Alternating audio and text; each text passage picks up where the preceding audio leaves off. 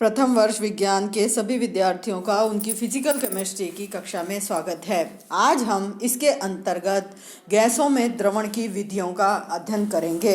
गैसों में द्रवण की सबसे आधुनिक और अति उत्तम विधि है अनुचुंबकीय पदार्थों के रुद्धोष्म विचुंबकन से या किसी भी अनुचुंबकीय पदार्थ के एडिबेटिक डाईमैग्नेटिज्म से।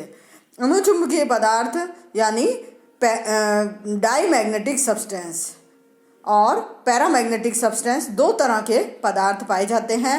पैरामैग्नेटिक सब्सटेंस में सारे इलेक्ट्रॉन जो है वो पेयर्ड इलेक्ट्रॉन होते हैं और अनुचुंबकीय पदार्थ में पैरामैग्नेटिज्म पाया जाता है और इसके अंदर इलेक्ट्रॉन्स अनपेयर्ड पाए जाते हैं, जिनके कारण से उनके अंदर चुंबकत्व पाया जाता है।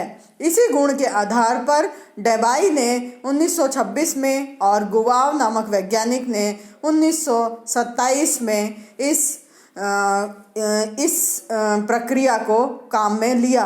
उन्होंने कहा कि किसी भी अनुचुंबकीय पदार्थ में विचुंबकन की प्रक्रिया यानी किसी भी पैरामैग्नेटिक सब्सटेंस में यदि हम डाईमैग्नेटिज्म की क्रिया करवाए जाते हैं तो उसके परिणाम स्वरूप ताप में कमी हो जाती है। मीन्स पैरामैग्नेटिक सब्सटेंस को जब डाईमैग्नेटिक सब्सटेंस में कन्वर्ट करते हैं तो उसका टेम्परेचर कम हो जाता है। इस सिद्धांत को ध्यान में रखते हुए उन्होंने इस विधि को बताया। अनुचुंबकीय पदार्थ को विचुंबकित करने पर ताप में कमी हो जाती है।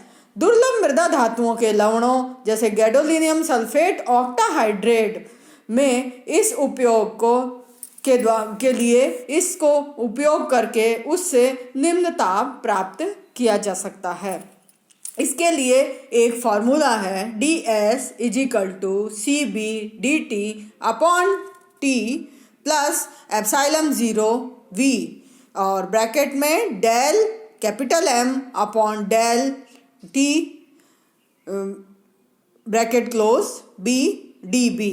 यानी यदि हम इस फॉर्मूले को देखें तो यहाँ पर ds जो है वो एंट्रोपी परिवर्तन के लिए है, CB स्थिर चुंबकीय क्षेत्र में निकाय की ऊष्माधारिता या heat capacity at constant magnetic field को बताता है, V आयतन को बताता है और एप्सिलॉन 0 निर्वात में पारगम्यता को बताता है।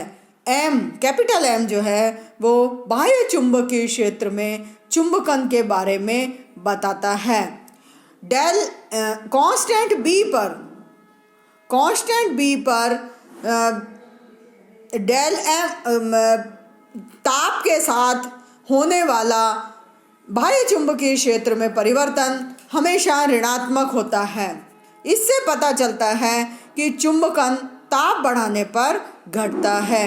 यानी del M/del T at constant B = always negative. अर्थ इसीलिए जो चुंबकन है वो ताप बढ़ाने पर घटेगा। रुद्धोष्म विचुंबकन का मतलब होता है एडिबेटिक डाईमैग्नेटिज्म। उत्क्रमणीय व रुद्धोष्म ढंग से यदि हम किसी भी पदार्थ का विचुंबकन करते हैं तो उसमें होने वाला एंट्रोपी परिवर्तन 0 होगा, यानी ds = 0 होगा और वहाँ पर dB का मान ऋणात्मक होगा। तब हम यदि फॉर्मूले फर्स्ट को यदि हम देखें तो ds की जगह पर हमारा 0 आ जाएगा और इसी के साथ ही dB भी ऋणात्मक हो जाएगा। तो ऋणात्मक होने के कारण इस फॉर्मूले में जो सेकंड टर्म है वहाँ पर प्लस की जगह माइनस आ जाएगा और ds = जब 0 हो रहा है तो नया फॉर्मूला जो बनेगा वो फॉर्मूला नंबर 2 होगा dt/d = एप्सिलॉन 0 V/CB ब्रैकेट में del T at constant B × dB। ये है आपका समीकरण नंबर 2 जैसा कि आपको स्क्रीन पर दिखाई दे रहा है। अब हम इसको थोड़ा सा रीअरेंज करते हैं तो dB जो है हमारा राइट हैंड साइड में डिनोमिनेटर में चला जाएगा और T हमारा राइट हैंड साइड में आ जाएगा। तो इस तरह से फॉर्मूले में रीअरेंज करने पर D T upon D B is equal to minus epsilon 0 V T upon C B bracket में del M upon del T constant B equation number 3 हो जाता है। समीकरण 1 से जब हम देखते हैं तो यहाँ पर C B is equal to 0 होगा। जब C B is equal to 0 होगा तो T D S is equal to epsilon 0 V T bracket में del M upon del T constant B into D B हो जाएगा। यहाँ पर डी बी का मान हमेशा ऋणात्मक होता है, तो del M upon del T constant B भी हमेशा ऋणात्मक होगा, अर्थात बी के बढ़ने से एंट्रोपी में कमी होगी, यानी चुंबकन बढ़ने से एंट्रोपी के मान में कमी होती है। जब हम पदार्थ को विचुंबकित कराते हैं या डाईमैग्नेटिक में कन्वर्ट करते हैं तो उसका शीतलन हो जाता है। इस कारण से जब हम किसी भी अनुचुंबकीय पदार्थ को विचुंबकित करते हैं या हम किसी पैरामैग्नेटिक सब्सटेंस को डाईमैग्नेटिक सब्सटेंस में कन्वर्ट करते हैं तो उसमें कूलिंग होती है। अब इसका प्रयोग हम इसे किस प्रकार से करते हैं, अभी तक हमने सिद्धांत की बात की थी और अब हम देखते हैं कि इस प्रक्रिया को किस प्रकार से कराया जाता है। आपको स्क्रीन पर एक डायग्राम दिखाई दे रहा है, इस डायग्राम को आप ध्यान से देख लीजिए। इस डायग्राम में सबसे अंदर ए में अनुचुंबकीय पदार्थ भरा हुआ है और ये अनुचुंबकीय पदार्थ वह पदार्थ लिया जाएगा, वह पैरामैग्नेटिक सब्सटेंस कोई भी गैस है जिसको कि हमने द्रवित करना है। अब इसको लेकर के इसको पैक कर दिया जाता है हीलियम गैस के अंदर। अनुचुंबकीय पदार्थ ए को क्रायोस्टेट में रखते हैं। ये क्रायोस्टेट हीलियम से 1 केल्विन से ठंडा होता है। सबसे पहले डी में उसको डाला, ए जो अनुचुंबकीय पदार्थ है उसको डी नाम के बॉक्स में डाला कंटेनर में, और इस डी में हीलियम गैस भरी हुई है बहुत ही कम ताप पर, और इन दोनों का जो सेट है इस सेट को क्रायोस्टेट के अंदर रखा और इस क्रायोस्टेट में 1 केल्विन टेम्परेचर पर हीलियम गैस भरी हुई, हीलियम भरा हुआ है, यानी हीलियम किस अवस्था में होगा 1 केल्विन पर, द्रव अवस्था में होगा। तो क्रायोस्टेट में इसको रख दिया जाता है। तो पहले समतापी स्थान डी में हीलियम भरी हुई है, उसमें पदार्थ का ऊष्मा का विनिमय होगा। क्यों? क्योंकि जो पदार्थ है उसका टेम्परेचर ज़्यादा है और जो हीलियम गैस है उसका टेम्परेचर कम है। तो जो कम टेम्परेचर वाली गैस है वो पदार्थ से ऊष्मा लेगी, उसका टेम्परेचर बढ़ जाएगा पर पदार्थ ठंडा हो जाएगा। फिर इसके बाद ये हीलियम गैस बाहर क्रायोस्टेट में हीट एक्सचेंज करके ठंडी हो जाएगी और क्रायोस्टेट में टेम्परेचर वापस मेंटेन करके ठंडा कर लिया जाएगा। तो इस तरह से लगातार हीट एक्सचेंज की प्रक्रिया जब 4-5 घंटे तक दोहराई जाती है तो इसके परिणाम स्वरूप जो पदार्थ है वो धीरे धीरे ठंडा होना शुरू हो जाता है। जैसे मान लो ऑक्सीजन गैस है तो ऑक्सीजन गैस सामान्य ताप पर, हम इन्हें सामान्य परिस्थितियों में हाइड्रोजन है, ऑक्सीजन है, इन गैसों को, हीलियम है, इन गैसों को हम कौन सी गैस कहते हैं? स्थायी गैस कहते हैं। तो इनको हम द्रव अवस्था में परिवर्तित नहीं कर सकते, परंतु एडियाबैटिक, समतापीय और रुद्धोष्म विचुंबकन की प्रक्रिया से हम इसे द्रव अवस्था में परिवर्तित कर सकते हैं।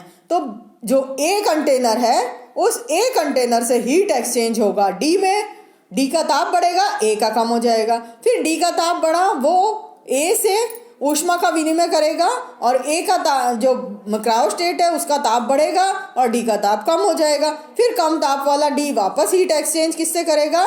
ए कंटेनर से, और इस तरह से उनका टेम्परेचर लगातार क्या होता रहेगा, उनके अंदर हीट एक्सचेंज हो जाएगी।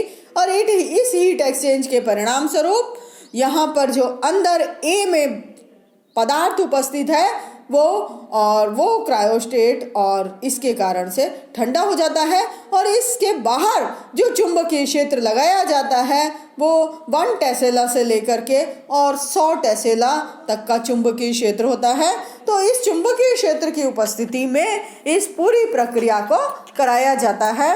और चुंबकीय क्षेत्र के बाह्य चुंबकीय क्षेत्र की उपस्थिति में ही जो अनुचुंबकीय पदार्थ है या पैरामैग्नेटिक सब्सटेंस है वो डायमैग्नेटिक सब्सटेंस में परिवर्तित हो जाता है।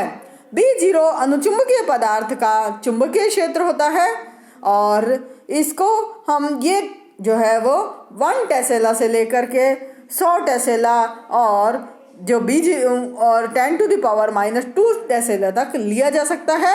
और ये कितना टाइम लेंगे बाह्य चुंबकीय क्षेत्र वो इस बात पर निर्भर करता है कि आपको किस पदार्थ का द्रवीकरण करवाना है। तो सबसे पहले दूसरी अवस्था में स्थान डी में निर्वात करके, अब पहले तो हीट एक्सचेंज किससे हुई? समतापी प्रक्रिया से। अब दूसरी अवस्था में हम क्या करते हैं कि जो डी है उसके ऊपर एक वैक्यूम पंप लगा हुआ है। इस वैक्यूम पंप से वहां पर एडियाबैटिक परिस्थिति को उत्पन्न कर दिया जाता है। तो इस तरह से एडियाबैटिक कूलिंग भी हो जाता है और इस प्रकार से समतापी चुंबकन और रुद्धोष्म चुंबकन की प्रक्रिया को बार बार दोहराया जाता है और अति निम्न ताप को प्राप्त कर लेते हैं। यहाँ पर प्रारंभिक ताप जो है वो T1 है, अंतिम ताप T2 है और प्रारंभिक जो चुंबकीय क्षेत्र है वो B0 है और अंतिम चुंबकीय क्षेत्र B है।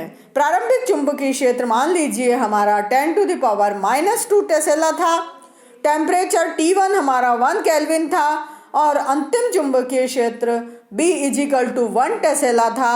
तो यहाँ पर हम इसके द्वारा T2 10⁻, यदि हम कैलकुलेट करते हैं तो T2 = 10⁻⁻² के केल्विन प्राप्त किया जा सकता है। लगभग 0.0014 केल्विन तक इस विधि के द्वारा प्राप्त किया गया है, परंतु परम शून्य ताप हमने अभी तक प्राप्त नहीं किया है। तो इस विधि ये बहुत ही उत्तम विधि है और सभी प्रकार की गैसें जो पुराने ज़माने में स्थायी मानी जाती थी उनको भी इसके द्वारा द्रव अवस्था में परिवर्तित किया जा सकता है। अब हम द्रवित गैसों के उपयोग की बात करते हैं। द्रवित गैसें जैसे द्रव hydrogen, air, nitrogen, carbon dioxide, alcohol, acetone, ether प्रयोगशाला में कम ताप को उत्पन्न करने के लिए काम में आते हैं।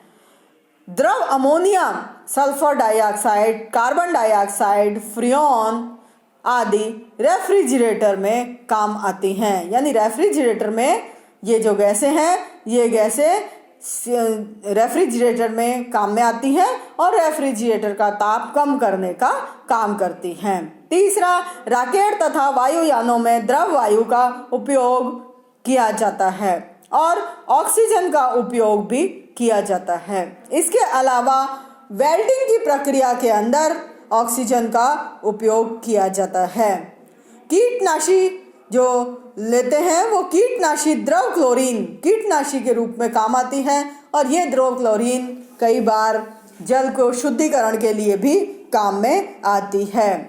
गैसों के मिश्रण को पृथक्करण में आप अपनी 12th की क्लास में पढ़ चुके हैं कि गैसों का जो मिश्रण है उसको पृथक करने में द्रव गैस इसका जो है बहुत उपयोग किया जाता है।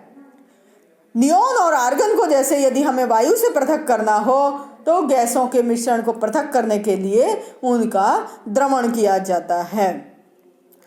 और पेट्रोलियम पदार्थ से प्रोपेन और ब्यूटेन प्राप्त करने के लिए भी इनका उपयोग किया जाता है। प्राकृतिक गैस से हीलियम के पृथक्करण में भी द्रवित गैसों का उपयोग किया जाता है। तो इस दृष्टि से इसके अलावा जो हाइड्रोकार्बन गैसें हैं, ब्यूटेन, आइसोब्यूटेन, ये आपको ध्यान होगा कि आपके गैस सिलेंडर में काम में आती है।